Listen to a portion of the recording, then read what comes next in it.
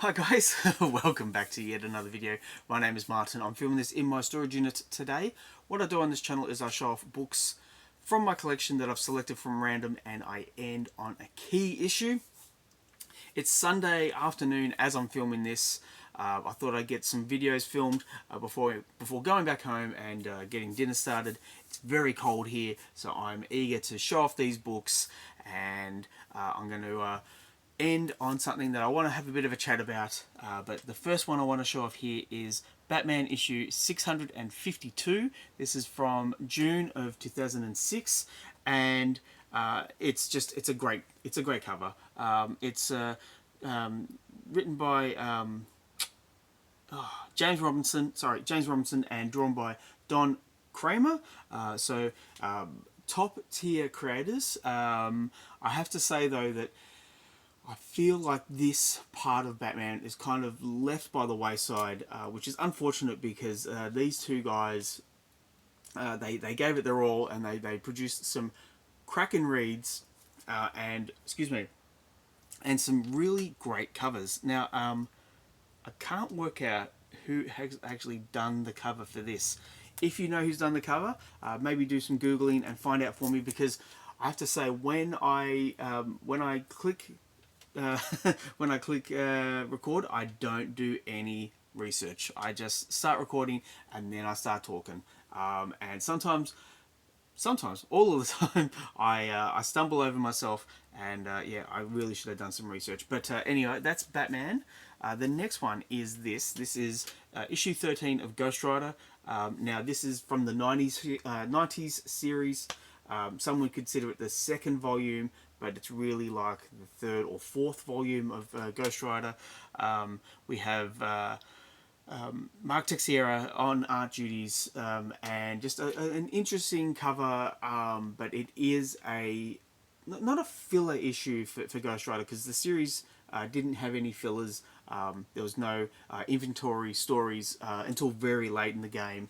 But yeah, at this point in time for Ghost Rider, it was all guns a blazing, for lack of a better term, and it was a big seller for Marvel, and people just seem to gravitate to this series, and myself included. When this came out, I was a big fan of it. It just visually it popped, and it was something that Teenage Martin wanted to look at. Now, another thing Teenage Martin wanted to look at was this. This is Pebbles and Bam Bam. This is issue 19, and as you can see, I bought this from my comic shop. I got it for a good price. I think they were having their $1.80 sales, and I don't have the entire run of this series. I wish I did, because it's an interesting series in that you can just tell that middle-aged men wrote this book.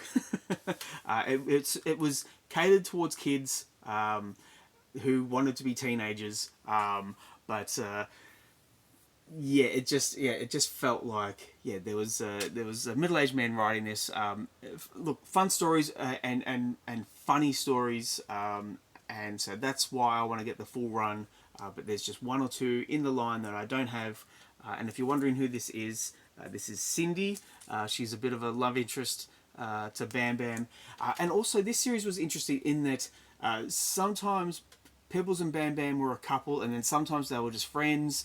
And it seemed to be because this series, series had like interchangeable stories. So there'd be like 2 or 3 stories in every book, and one story they'd be together, and in the same book they wouldn't be together. So it was an odd way of doing it. I think what happened was they churned out a whole lot of stories, and then they just put them all together throughout the subsequent months.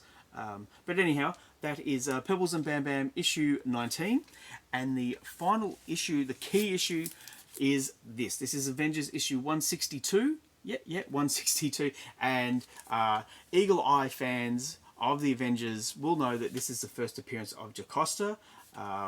And Ultron's bride. They didn't stay married for long. I don't even think they got married. But yeah, it was Ultron's bride. And what can I say? Drawn by George Perez. An interesting concept in that Ultron, a robot, he wanted a bride for whatever reason, and she was formed, and then in subsequent issues she gained her independence of Ultron, and then ended up joining the Avengers for a stint, and then I think this was in the 80s. I think this happened, then in the 90s, Ultron got a girlfriend who was called War Toy, and she was in the Avengers West Coast series. But just she was a one and done character, which is disappointing because she had a lot of potential to be another big bad for the Avengers.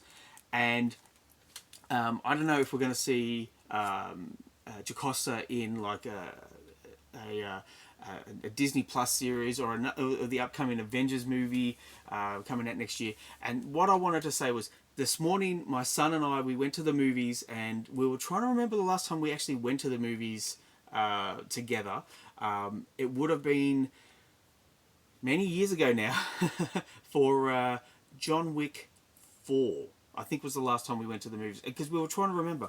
And we went and saw the Predator Badlands movie, which was a fun movie. There was hardly anyone in the cinema. It was really disappointing, and I purely chalk it up to the fact that movies are so damn expensive.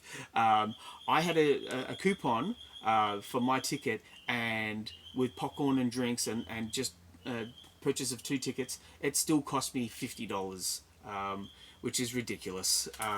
So there was like 7 people in the cinema, and there's a few things coming up that my son wants to see, but I'm thinking that the next time I see a movie, it will be either the Supergirl movie or the next Avengers movie, and I'm really hoping that the cinemas can stick around until then, because it was a ghost town, and I just, it's purely cost. That's all I can say. That it's cost. But yeah, great movie, fun movie. I had a little bit of criticism because I'm a middle-aged man, and if I'm paying to see a movie, I want to see the monster.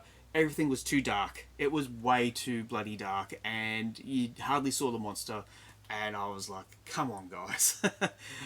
I want to see the monster.